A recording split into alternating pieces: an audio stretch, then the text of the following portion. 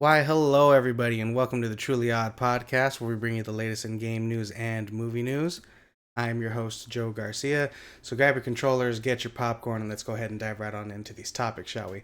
Starting with our game news topics of the day. And our first game news topic of the day is regarding Project Tall trailer debuts, showcasing Korean mythology-inspired action RPG ahead of its 2027 release. Let's go ahead and take a look here at this article from Game Informer. So, guys, sadly, again, YouTube, bit of a bitch, so I can't play you guys the whole thing. So what I'll do is I'll let this play kind of on mute here so you guys could kind of take a look at it as I read to you guys some of the details. And I'll have the link in the description down below if you guys want to check it out for yourselves. But let's go ahead and take a look here. Published by We Made Max Co. and developed by Madnigen, I think that's how you pronounce it, released the first look at Project Tal, a single-player open-world RPG rooted in Korean folklore and Tal mask mythology, which is weird because I think Tal in Korean means mask or something like that. Anyways, targeting a 2027 launch on console and PC.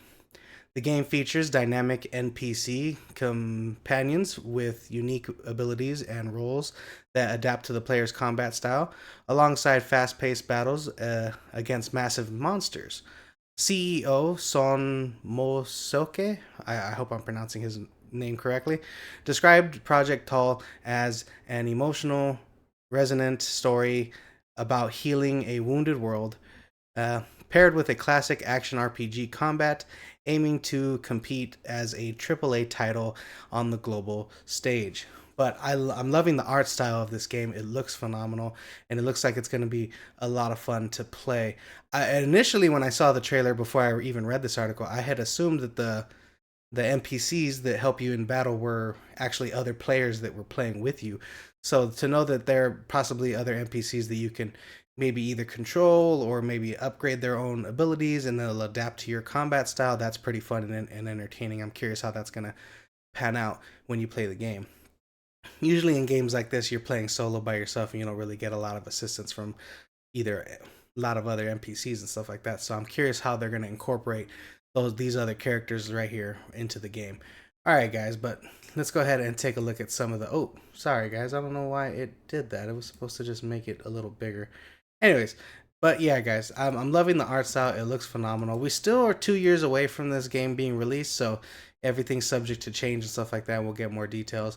But I thought the art style and the way that the combat looked was pretty interesting. But let me know what you guys think about this in the comments down below. All right, guys, let's go ahead and move over to our next game news topic of the day. And our next game news topic is regarding Mouse PI for Hire sets a March 19th, 2026 release date following a showcase reveal. Let's go ahead and take a look, guys. So I want to say about a week ago, we discussed some of the gameplay footage that we saw for this game, but today we just got a trailer revealing the date. Again, YouTube, bit of a bitch, so can't play everything for you guys. So if you guys want to check it out, and this game looks like a game I'm very interested in. The art style and everything looks phenomenal, so I highly recommend you guys check it out if you get the opportunity. Anyways, after a brief delay, Mouse IP for Hire will officially launch on March 19, 2026, as revealed during a Galaxy showcase. Galaxy Games showcase. The game blends 1930s style black and white animation with classic Doom-inspired shooting mechanics, featuring a noir detective story, jazz soundtrack, and cartoon weaponry. Uh, Prolific voice actor Troy Baker stars as IP Pepper. I think that's the main character. Navigating a world of corruption and murder with dynamic NPC companions and a fully loaded arsenal. I think this game looks phenomenal. I cannot wait to play it. I remember first seeing when it was first announced, I think like maybe a year or two ago, and I saw the gameplay footage. It was a game that just very, very much interests me. So I cannot wait to play it, and hopefully you guys enjoy it too and like this art style. Let me know what you guys think. Are you excited to be getting the game on March 19th, 2026? All right, guys, that being said, let's move over to our next game news topic. And our next game news topic is regarding Battlefield 6 Battle Royale mode, likely to show shadow drop, on October 28th, according to some leaks. Let's go ahead and take a look here at this article from Game Rant. So, Data mine from EA Play app suggests a separate content drop, codename Granite, will arrive on October 28th, the same day as Battlefield 6's Season 1 begins, fueling speculation that this marks the stealth release of Battle Royale mode. EA reportedly describes the mode Storm Circle as initially lethal on contact, setting it apart from genre staples like Warzone and Fortnite, which allows tactical re-entry. If leaks hold true, the Battle Royale will launch with solo, duos, trios, and quads, and a new gauntlet mode where squads complete missions and face elements based complete mission and face elimination based performance. Sorry guys, stuttered there. But I do think it's interesting that a lot of people are assuming it's going to be dropping on the 28th. Now, the trailer that we saw for the Season 1, the maps that they showcased seemed to be one of the maps that from the Battle Royale, but I very much doubt that they would shadow drop the Battle Royale mode, because that is a whole marketing ploy in itself, especially when they want people to come in and play the game. So I think they're going to be holding off on that, possibly till after Call of Duty drops. So maybe December, maybe we're thinking early 2026 for that. And the reason for that is because it just makes no sense for them to drop it without marketing it first.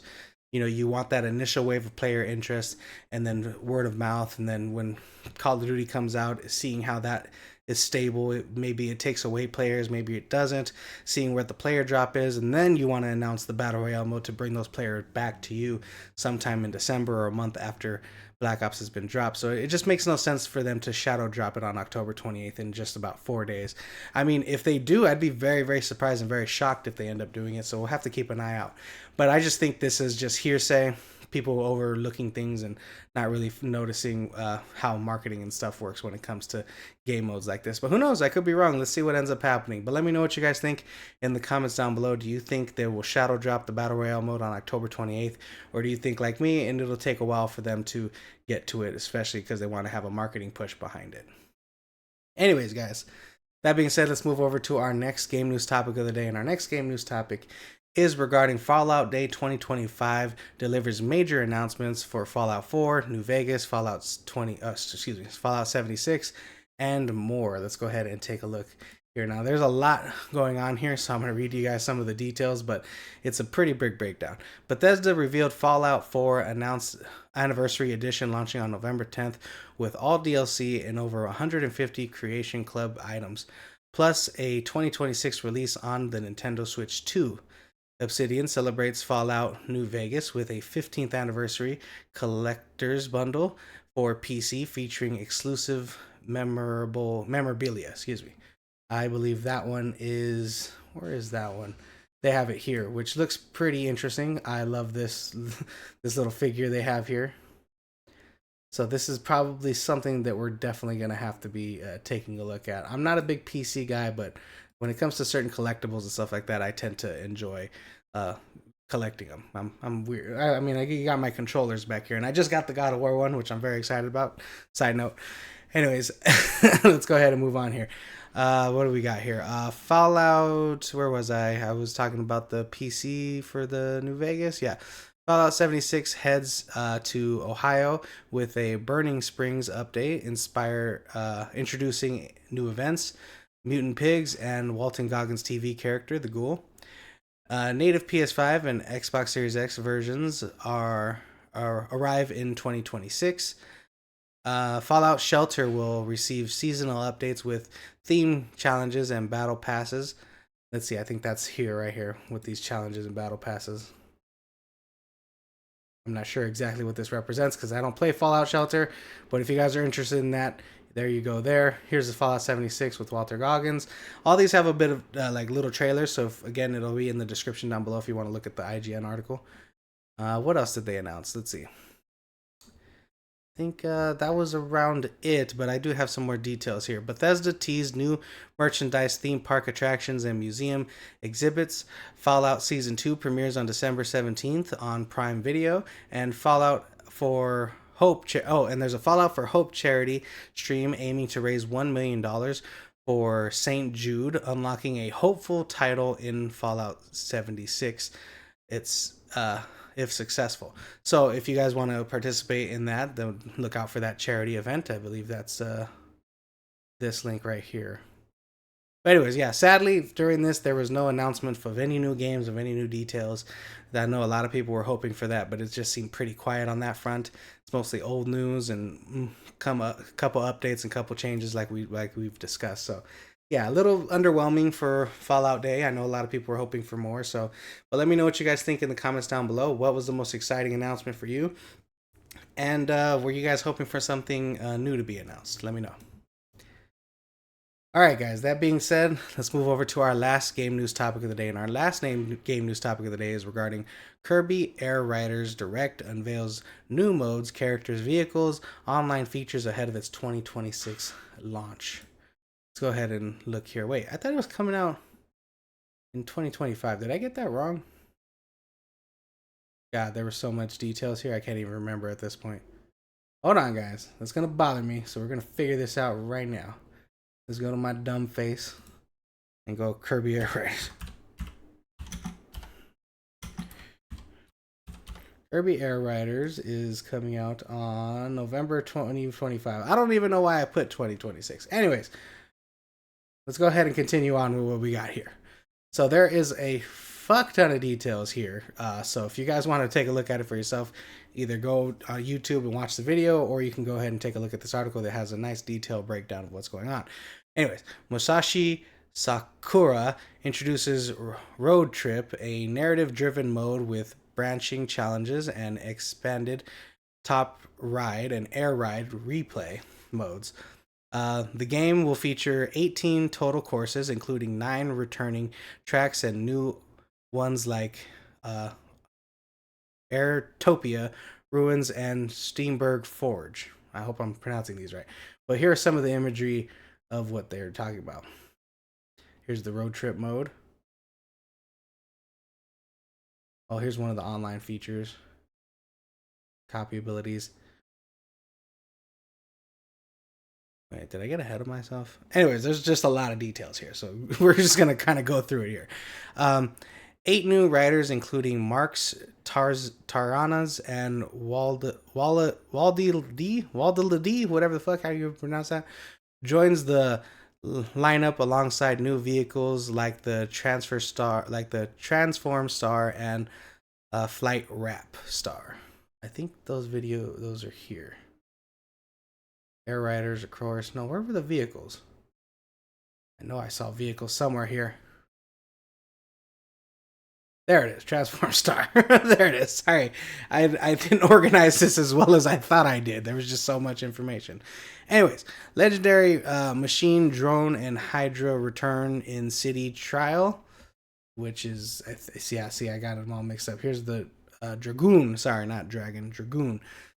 Which now includes free run and 12-player team battles. Players can create licenses with global wind power ranks, interacting in online lobbies and earning miles and gummies to unlock cosmetics and vehicles. New copy abilities, boss battles like Robo DD'd, sorry, and a robust checklist system round out the content-rich racing. Jesus. Sorry, guys. An online demo event is taking place next month. So, yeah, sorry guys, there was just a lot of fucking shit going on here in this article. I guess I just lost myself when typing this up. Anyways, here are some of the details, some of the imagery. It does look very interesting. I think this is part of the, not license plate, but some of the cosmetics that you can put on some of your racing vehicle. Here's some of the characters right here. The new amiibos that you can use, and yeah, there's just a lot. And my lady's a huge fan of Kirby, so this is a game that she's definitely going to be checking out. But yeah, guys, let me know what you guys think. Are you excited for Kirby Air Riders? Did I miss something in this whole fucking article that you guys were interested in? Let me know what you guys think in the comments down below. Alright guys, that does it for our video game news topics of the day. We're going to go ahead and move over to our movie news topics. And our first movie news topic of the day is regarding Johnny Depp to star in T. West's Ebenezer, A Christmas Carol, set for November 2026 release. Following its merger with Skydance, Paramount is finalizing a deal to produce Ebenezer, A Christmas Carol, starring Johnny Depp and directed by Ty West, with a release date set for November 13th, 2026. Written by Nathaniel Halpern, this version reimagines the classic tale as a thrilling ghost story set in Dixiana, London, hold on, I lost my spot. Focusing on a man's supernatural reckoning and fight for redemption. The film marks Johnny Depp's most prominent role since his 2022 legal victory and returning him to bold character work. It also serves as West's first major studio project after his acclaimed A24 horror trilogy, the X Saga trilogy that he worked on. So yeah, guys, it looks like Johnny Depp's finally going to be making a film. I think the last film he made was the Harry Potter one, the Fantastic Beasts and Where to Find Them sequel.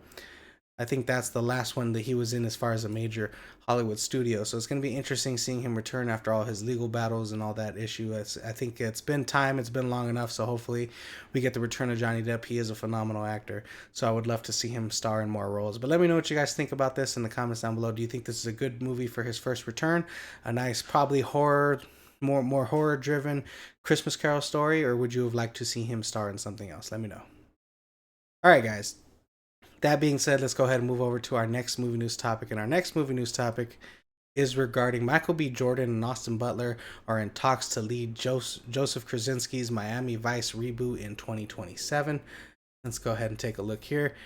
It looks like Michael B. Jordan is in early talks to play Rico Tubos, while Austin Butler is being eyed for Sonny Crockett. And these are two different, I don't know why they have them in two different articles. They probably got updates into two different areas, but these are the characters that they would be playing right here. Let's see. Sonny Crockett in Universal's Miami Vice reboot, directed by Joseph Krasinski and set to film in late 2026. Eric Warren, Singer, and Dan Gilroy are scripting the film, which will explore the glamorous and corruption of mid-1980s Miami, drawing inspiration from the original NBC series plot and first season. Universal has dated the film for a August 6, 2027 release. So guys, let me know what you guys think about Michael B. Jordan and Austin Butler taking over these iconic roles from the Miami Vice series. I think it's fine casting. You know, if they get someone else, I don't mind that either. It never hurts to add talent. I'm more interested in seeing the story than I am seeing the characters be cast, but this does look like good casting. Michael B. Jordan's a phenomenal actor, and Austin Butler has done phenomenal work since Elvis and things of that sort, so I'm very curious how this is going to end up turning out. But let me know what you guys think about this in the comments down below. Alright guys, let's go ahead and move over to our next movie news topic, and our next movie news topic is regarding Sadie Sink. Mysterious role in Spider-Man Brand New Day sparks speculation after set footage leaks. Let's go ahead and take a look here. Oh wait, hold on. Did I miss something? I think I missed a story. Oh, I sure did miss a story. We're just gonna go backwards, shall we? All right, we're gonna start with the Sadie Sink one and then go on to the other one. All right, now that we're here, here's the Sadie Sink, and it looks like we had some leaked footage from the set. Let's go ahead and take a look at some of this leaked footage here. I'm gonna have to mute it because I think they're playing music. So if you notice here, it looks like Sadie Sink's character is on a gurney being placed into a black van that's she's being put in by, looks like, men in trench coats. Now we don't know if this is taking place before the beginning of the movie. This could be her origin. This could be the end of the movie. There she was hurt after a major battle.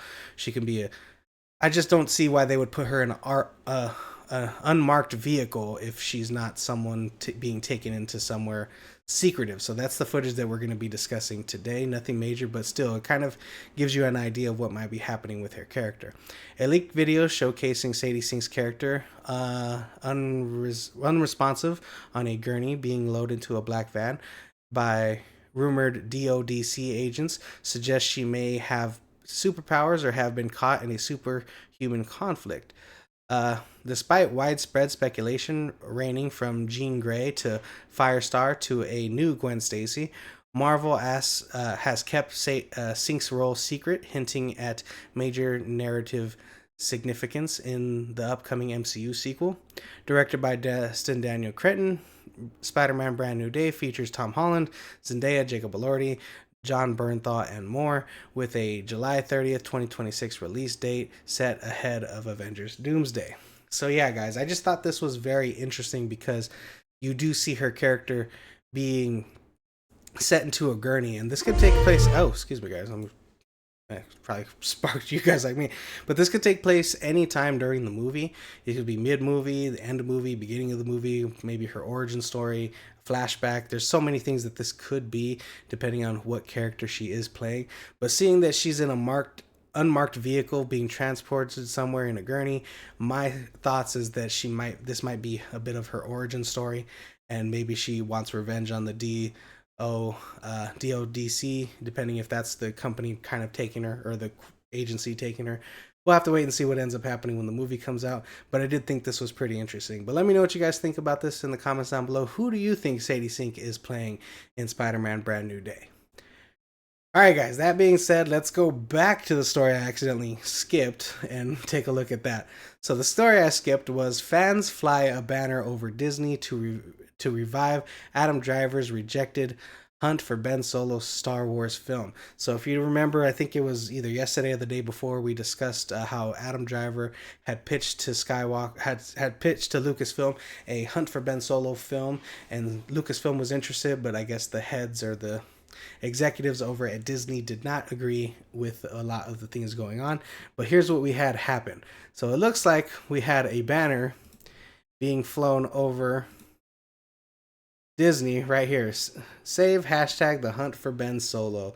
And someone paid and flew a plane over Disney just to put that up there in the world, which is pretty crazy. I'm surprised fans would do that because a lot of fans have not been liking Star Wars as of late, but I guess they want to see more of Ben Solo's story, or maybe they like Adam Driver and they want to see what he had to say as far as this movie. But let's go ahead and read some of the details. Adam Driver revealed that he and director Steven Soderbergh spent 2 years developing The Hunt for Ben Solo, a post-Rise of Skywalker Star Wars film, which Disney ultimately declined despite Lucasfilm's, internal interests. In response to Star Wars fans launched a banner over Disney Studios reading save hashtag the hunt for Ben Solo, with organizer Lena Al-Allof urging Disney to recognize the character's enduring impact on fans and fans' demand. Anyways, Driver praised the script by Scott Z. Byrne and emphasized a character-driven, cost-conscious approach. There we go, I did it. Anyways, cost-conscious approach. But Disney executives reportedly couldn't reconcile Ben Solo's return after his on-screen death. Disney and Lucasfilm have not commented. But I do think this is interesting that we got fans setting up banners over Disney just to get a Ben Solo film. I was not expecting something like this to happen. I was expecting people not to be even interested in Ben Solo as a character after everything going on with Star Wars, The Rise of Skywalker and Star Wars The Last Jedi. But, I mean, who knows? Maybe this will get Disney to re-talking about the film. But let me know what you guys thought of that in the comments down below. Would you be interested in seeing, what is it called again? The Hunt for Ben Solo, a Star Wars story? Let me know what you guys think in the comments down below. Alright guys, we're going to move on to our last movie news topic of the day, and hopefully I don't get this mixed up with another story. Probably won't, but let's go ahead and take a look here.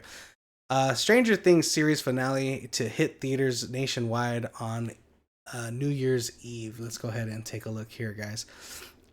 So the final episode of Stranger Things Season 5 will screen in over 350 theaters across the U.S. on December 31st, marking a rare cinematic rollout for the Netflix series. Here's some of the imaging from the show. But anyways, co-creator Ross Dulfer encouraged fans to attend if they are cool with crying in front of strangers, calling the theatrical experience a long-time dream and a chance to a chance to appreciate the show's sound and visuals at full quality. The final season premiere is the final season premieres in stages. 4 episodes on November 26th for Thanksgiving, three more on December 25th for Christmas, and the final and both Netflix and in theaters on New Year's Eve. So guys, I'm very curious. Would you guys spend your New Year's Eve watching the last episode of Stranger Things in theaters with other fans? And according to the director, it says that people are going to be crying, so I'm curious if we're going to be getting deaths, wishful goodbyes. I'm just curious what's going to end up happening when it comes to all that. But me personally, I probably won't be seeing this in theaters on New Year's Eve because, you know, you got a family and a lot of things going on. But I'd be very, very curious to know if you guys would be interested in checking this out in theaters before New Year's Eve. Now, I'm not sure what the show time will be. I'm curious if it's going to be New Year's Eve all day or if they're going to try to play it up until the new year. I'm very curious how they're going to end up doing that. But let me know what you guys think about this in the comments down below. And yeah, guys, that's a wrap for today's episode of the Truly Odd Podcast. Thank you guys so much for joining me. If you like this episode, please like and subscribe. And always remember, guys, stay true, be odd.